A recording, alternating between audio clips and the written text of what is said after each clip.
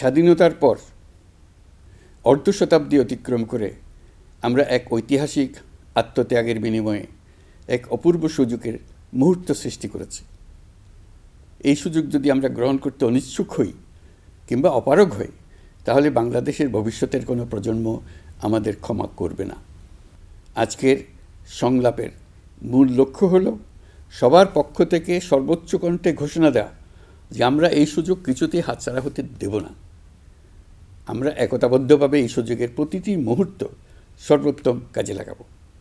সংস্কারের যে মহান দায়িত্ব ঐতিহাসিক কারণে আমাদের কাছে এসে গেছে, এই দায়িত্ব আমাদের প্রত্যেককে, প্রতি নাগরিককে, রাজনৈতিক দলকে, প্রতিটি সামাজিক, অর্থনৈতিক, ব্যবসায়িক এবং ধর্মীয় জনগোষ্ঠীর প্রত্যেককে দৃঢ়তার সঙ্গে সংস্কারের মহাযজ্ঞে আনন্দের সঙ্গে ঝাঁপিয়ে পড়তে হবে।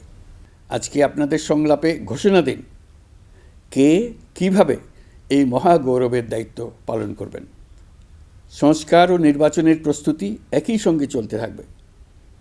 নির্বাচনের প্রস্তুতির কাজ মূলত নির্বাচন কমিশনের। নাগরিকদের নির্বাচনের তারিখ না পাওয়া পর্যন্ত এই প্রক্রিয়ায় সময় দিতে হয় না। কিন্তু সংস্কারের কাজে সকল নাগরিককে অংশগ্রহণ করতে হবে। যারা ভোটার তারা তো অংশগ্রহণ করবেনই, তার সঙ্গে যারা ভবিষ্যতে ভোটার হবেন তারাও সর্বাত্মকভাবে সংস্কারের কাজে নিজেদেরকে নিয়োজিত করুন। সংস্কারের কাজটা নাগরিকদের জন্য সহজ করতে আমরা 15টি সংস্কার কমিশন গঠন করে দিয়েছিলাম। তাদের প্রতিবেদন আমরা জানুয়ারি মাসে পেয়ে যাব। প্রত্যেক সংস্কার কমিশনের দায়িত্ব হলো প্রধান বিকল্পগুলি চিহ্নিত করে তার মধ্যে থেকে একটি বিকল্পকে জাতির জন্য সুপারিশ করা।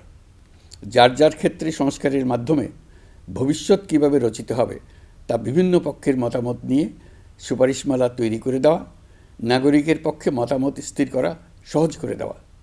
তবে কমিশনের প্রতিবেদনে সুপারিশ করলেই আপনাকে তা মেনে নিতে হবে এমন কোনো কথা নেই। এই জন্য সর্বশেষ পর্যায়ে জাতীয় ঐকমত্য গঠন কমিশন গঠন করা হয়েছে।